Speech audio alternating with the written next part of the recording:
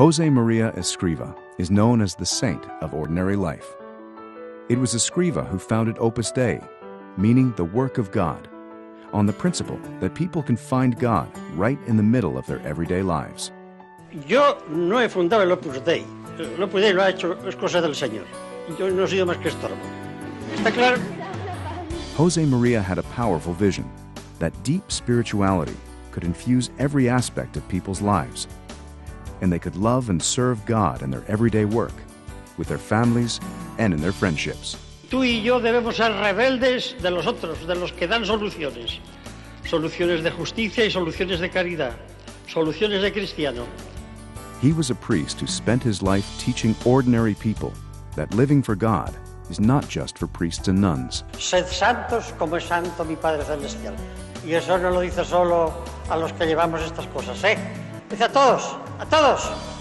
People of every nation, race, and social condition could live the Christian calling in a new way by striving to be holy in the ordinary circumstances of their lives. A los casados, a los casadas, a los solteros, a los obreros, a los intelectuales, a los campesinos, a todos.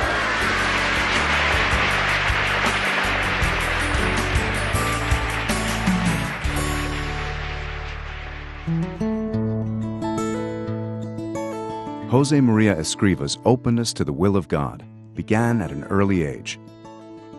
Born into a devoutly Catholic family, Josemaria would recite all his life the prayers his mother taught him. He suffered many hardships as a child. His 3 younger sisters died. His father's business collapsed, and the family had to move to another city where they struggled to get by. When he was 15, he began to sense that God had a special mission for him. He had dreamed of being an architect, but instead became a priest to be ready for whatever God was asking, praying fervently, "Lord, let me see what you want." During a retreat in Madrid, God showed him what he wanted. It was Opus Dei, a part of the Catholic Church that spreads the remarkable message that a person can find holiness in ordinary life.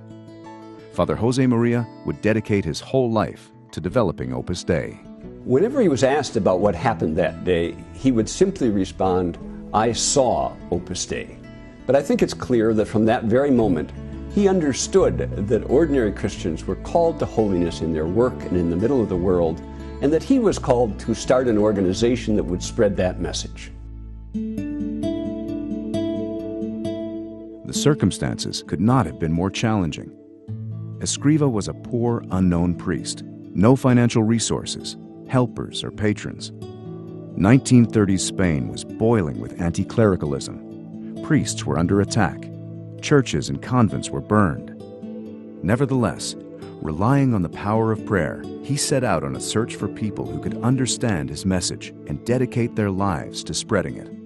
Surrounded by political turmoil, which was often violent, Escriva refused to take sides and taught his followers to understand pluralism and to love and respect freedom. Growth was slow. After 8 years, less than 20 people had joined Opus Dei. Then, war broke out.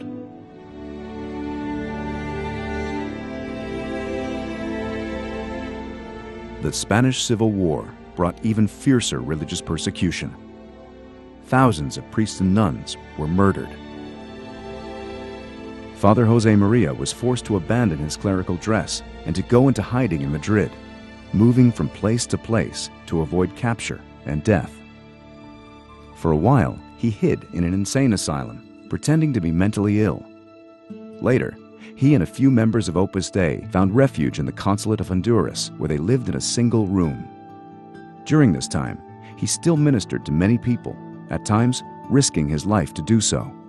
This was a time of great danger for all priests, but Father Josemaria felt he could not simply sit out the war in hiding, unable to carry out his priestly activities or work at the development of Opus Dei. So he decided to try to escape to the nationalist zone where religious activities were permitted. In the fall of 1937, Escriva traveled incognito to Barcelona, and from there, joined a group of smugglers for a series of dangerous night marches through the Pyrenees Mountains into Andorra. For the remainder of the war, he struggled to re-establish contact with the members and friends of Opus Dei. The Civil War left Spain destroyed. A few months later, the Nazis invaded Poland, beginning the Second World War that devastated Europe. Spain remained neutral, but suffered scarcity of food and extreme hardship. Despite the difficult conditions, Father Josemaria immediately resumed his activities in Madrid, and Opus Dei began to grow rapidly. It spread to other Spanish cities, and in 1944, 3 lay members, all engineers, became the first priests of Opus Dei. From the beginning, Escriva had seen that Opus Dei would be for all people and for all time. In 1946, he traveled to Rome to seek Vatican approval so that international expansion could begin. He would live there for the rest of his life. By the mid-1970s, Opus Dei would be flourishing in over 30 countries on 6 continents. Father Josemaria wanted to personally teach members from all the new countries, so he oversaw the building of a large complex in Rome, where young members could gather and study Christian doctrine, and then return to their countries to spread it, along with the message of Opus Dei. He really threw himself into this battle of formation, as he called it. He spent hours and hours talking with his sons and daughters, and the optimism and confidence with which he did it was truly inspiring. Beginning in 1970, Father Josemaria made long catechetical trips where he would meet with large groups of Opus Dei members and their friends to strengthen them in their Christian faith.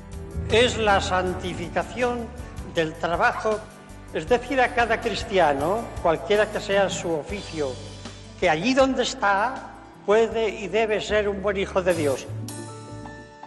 On June 26, 1975, he died suddenly of a heart attack and was buried in the Church of Our Lady of Peace in the central headquarters of Opus Dei in Rome. Immediately, people around the world began to pray to him for all their needs.